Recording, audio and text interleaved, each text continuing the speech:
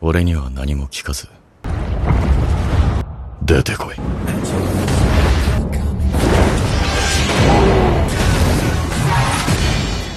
Hai teman-teman sekalian, gimana kabarnya? Mimin berharap teman-teman yang menonton video ini dalam keadaan sehat. Dan pada episode kali ini, Anul Story akan membawakan alur cerita season yang kedua dari serial anime Solo Leveling. Bagi yang belum nonton season yang pertama, kalian bisa klik link yang ada di deskripsi. Nah, daripada penasaran bagaimana kelanjutannya, mending langsung saja ke alur ceritanya. Tapi sebelum itu, Mimin minta untuk subscribe dan dukung channel ini, agar Mimin selalu semangat menceritakan alur cerita anime yang menarik untuk kalian tonton.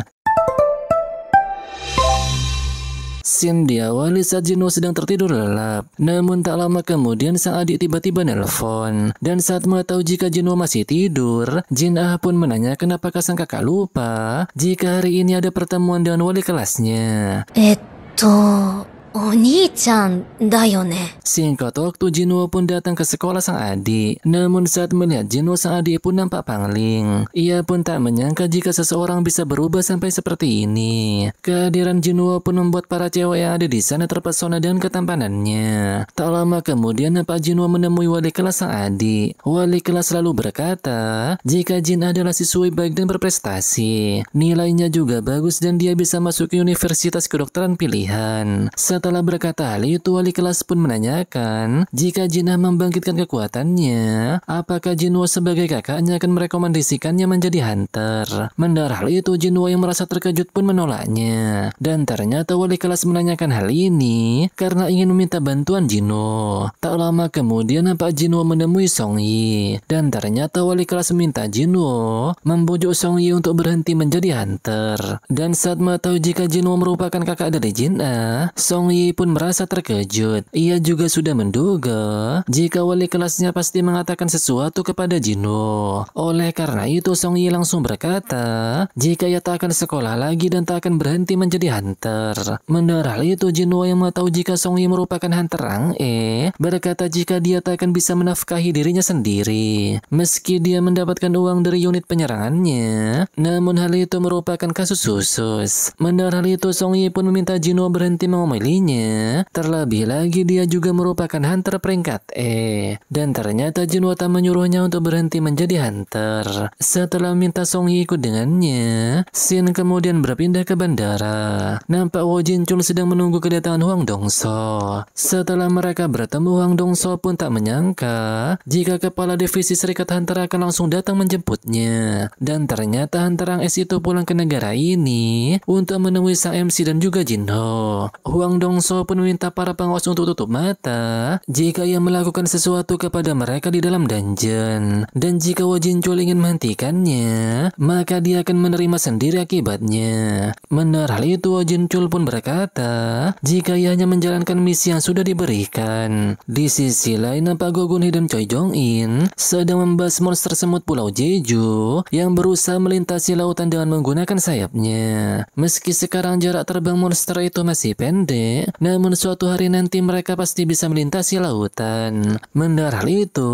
Go Gun Hee pun akan mengerahkan tim untuk menyelidiki monster ini. Di sisi lain, nampak Jinwoo dan Song Yi menemui manajer dari Guild Harimau Putih. Dan ternyata Jinwoo minta bantuan mereka untuk ikut raid bersama hunter dari Guild Harimau Putih. Tak lama kemudian, seorang hunter yang bernama Kim Chul datang menemui mereka. Diketahui jika dia merupakan hunter rang A dan juga seorang tanker. Manajer An lalu menjelaskan jika raid kali ini untuk melatih anak baru dari Guild Harimau Putih. Dan Kim Chul ialah pemimpin di unit penyerangan kali ini. Melihat kehadiran Jinwoo, Kim nampak kesal karena mereka menyuruhnya mengasuh peringkat E.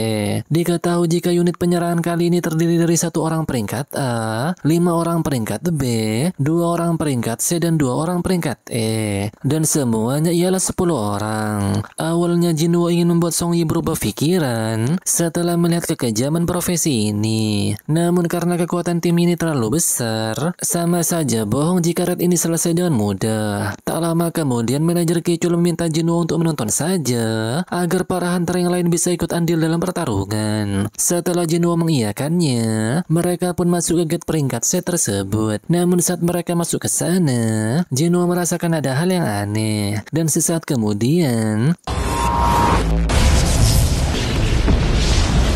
Tak disangka Gate itu tiba-tiba berubah menjadi Red Gate. Mengetahui hal ini, Jinwoo pun langsung menarik tangan Song Yi dan mengajaknya keluar. Namun karena sudah terlambat untuk keluar dari Gate, jadi Jinwoo pun meminta mereka berdua untuk menghubungi unit penyerangan utama.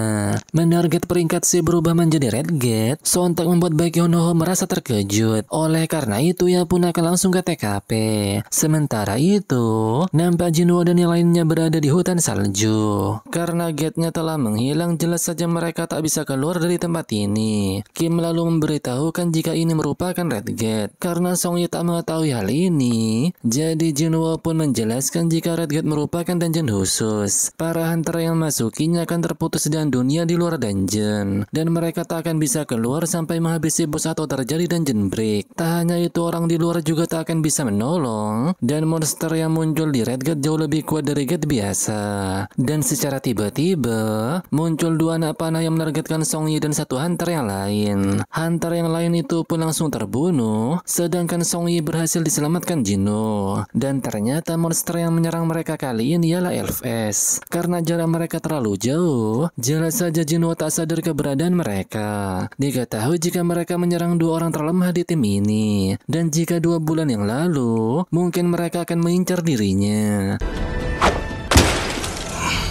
Setelah mereka pergi, Jinwoo pun memberitahukan jika mereka ialah LFS. Karena watak mereka yang biadab, para hunter takut kepada mereka dan memberikan julukan Byakuya atau iblis putih. Setelah itu, Kim lalu memberitahukan di depan mereka semua jika Red Gate ini memiliki kesulitan lebih dari gate peringkat B, dan supaya bisa pulang hidup-hidup, mereka harus mematuhi perintahnya sebagai orang berperingkat paling tinggi. Namun karena ia sendiri saja tak bisa memimpin mereka semua, jadi mulai sekarang ia akan membagi tim menjadi 2 kelompok. Mendengar hal itu, Jinwoo pun merasa terkejut. Kim lalu beralasan jika ia melakukan hal ini untuk meningkatkan presentase keselamatan mereka. Kim juga tak ingin satu kelompok dengan hunter yang lemah. Hunter lemah itu ialah salah satu rekan mereka, serta Jinwoo dan juga Song Yi yang berperingkat E. Setelah membagi kelompok, nampak seorang wanita peringkat B yang bernama Park Hae-jin ingin satu tim dengan Jinwoo. Karena tak mempermasalahkannya, Kim pun mempersilahkan Hae-jin untuk masuk ke kelompok sang MC.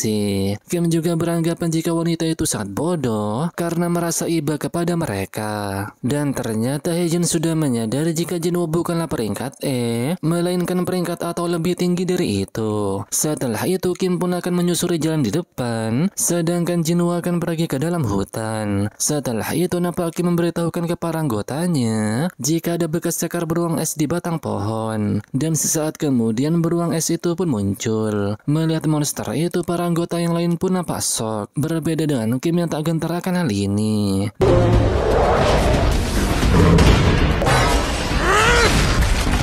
Di sisi lain, nampak Hae-jin berkata kepada Jinwoo jika seluruh hutan ini merupakan wilayah beruang es, dan ia pun meminta mereka untuk mundur sebelum bertemu. Mendengar hal itu, Jinwoo langsung menolaknya. Karena hutan ini merupakan wilayah beruang, berarti mereka hanya perlu waspada terhadap beruang. Hal ini lebih mending daripada melawan LFS yang punya akal. Mendengar hal itu, Hae-jin pun baru sadar akan hal ini. Dan karena suhu di dalam hutan lebih dingin, jadi Jinwoo pun memberikan mereka jaket yang tebal. Melihat Jinwoo menggunakan sihir ruang, jelas saja mereka nampak terkejut karena antara peringkat tinggi saja hanya bisa mengeluarkan 2-3 item. Namun Jinwoo bisa mengeluarkan 4 item sekaligus. Setelah itu, Song Yi pun menanyakan siapakah Jinwoo yang sebenarnya. Sang MC lalu menjawab jika ia akan melindungi Song Yi karena dirinya lah yang membawanya kemari. Namun sebagai gantinya mereka tak boleh tanya, termasuk mereka berdua.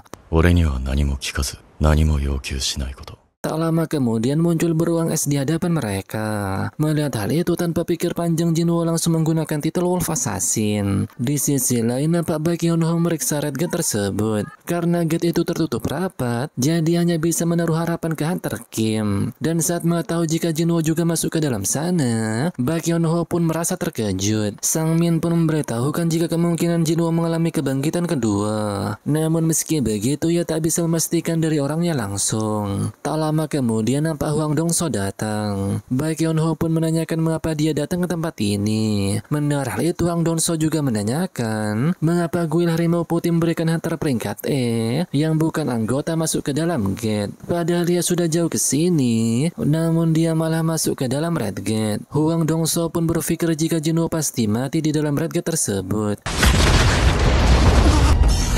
Namun nyatanya Jinwoo masih berhasil selamat dan bahkan dia menghabisi para beruang es seorang diri. Pada malam harinya nampak mereka bertiga sedang memakan daging beruang es tersebut. Song Yi pun tak habis pikir karena setelah mengalahkan semua beruang es, sekarang dia malah pergi berolahraga seusai makan. Song Yi dan Hee Jin pun berpikir jika Jinwoo merupakan orang yang aneh. Dan ternyata Jinwoo saat ini pergi ke sarang beruang es untuk menghabisi mereka semua. Setelah memanggil semua bawahannya termasuk Igris, Jinwoo pun berkata jika ini merupakan misi pertama mereka. Dan tak lama kemudian, pertarungan pasukan bayangan Jinwoo melawan beruang es pun dimulai. Melihat pertarungan mereka, Jinwoo baru mengetahui jika tentara penyihir memiliki daya serang tinggi dan tentara biasa mempunyai kemampuan regenerasi cepat. Namun meski begitu, jumlah mana yang diserap pasukan bayangan cukup banyak. Tak lama kemudian muncul pemimpin beruang es dan pasukan bayangan Jinwoo pun langsung disapu bersih. Setelah itu Jinwoo minta Igris untuk melawan pemimpin beruang es tersebut. Meski pemimpin beruang es cukup kuat, namun dia masih belum bisa menandingi kehebatan Igris. Bahkan Jinwoo sampai dibuat terkejut dengan kekuatan bawahannya itu. Dan tak lama kemudian pertarungan mereka pun berakhir. Jinwoo pun sadar jika saat itu Igris terus menggunakan pedangnya, maka ia pasti mati duluan. Meski dengan levelnya yang sekarang, Jinwoo masih merasa lebih lemah dari Igris. Setelah mengapresiasi kinerja Igris, Shin kemudian berpindah ke tempat Hunter Kim. Tak disangka semua anggota Kim telah dihabisi oleh pasukan LFS. Dan saat melihat salah satu anggotanya dihabisi di depan matanya, Kim pun kena mental dan langsung pergi dari sana.